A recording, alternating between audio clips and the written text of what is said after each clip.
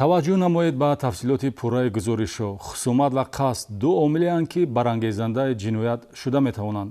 сокини 46-солаи шаҳри Таравшан Ойбек Хидиров пойбанди чунин эҳсосоти фитрӣ шуда санаи 6 сентябр қасд ба ҷони писари ҳамсоя карда бо истифода аз корт ба ӯ ҷароҳати ҷисмонӣ расонид.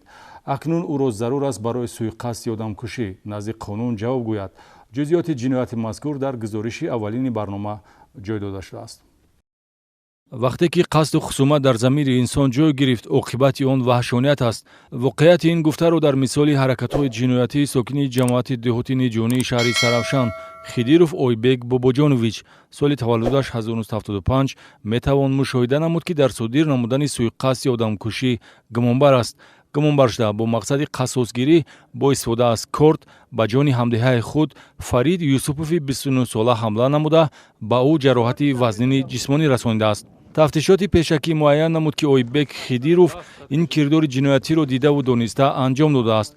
хусумат миёни сокинони шаҳри Таравшан ба ҳодисаи моҳи июли соли равон, ки он замон 4 нафар хонандаи яке аз муассисаҳои таълимии шаҳри Таравшан дар дарёи Сир ғарқ шуда буданд, вобастагӣ дорад. зеро яке аз ғарқшудагон фарзанди Ойбек Хидиров мебошад. бо гузашти чанд рӯз аз ин ҳодисаи нохуш Ойбек Хидиров борҳо бо корт мусаллаҳ гардида ба манзили истиқомати директори мактаб, ки падари ҷабрдида Фарид Юсупов мебошад, рафтааст, то бо директори мактаб ҳамсӯҳбат гардад. пайи ҳам рафтану наёфтани директори мактаб Ойбек Хидировро боз ҳам хашмгинтар ва ин навбат санаи 6 сентябр қасди куштори писари ӯ намуд ва ҳангоми рӯбарӯшавӣ бо корт ба ӯ ҷароҳат мерасонад.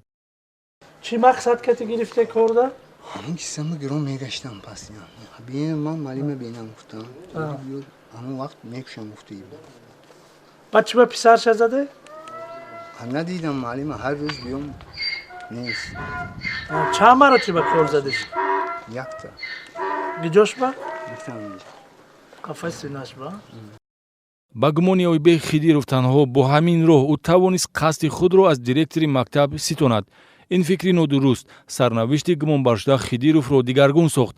акнун ӯ ки худҷазодиҳиро интихоб намуд, дар содир намудани ҷинояти дараҷаи хавфнокиаш махсусан вазнин суиқасди одамкушӣ гумонбар аст.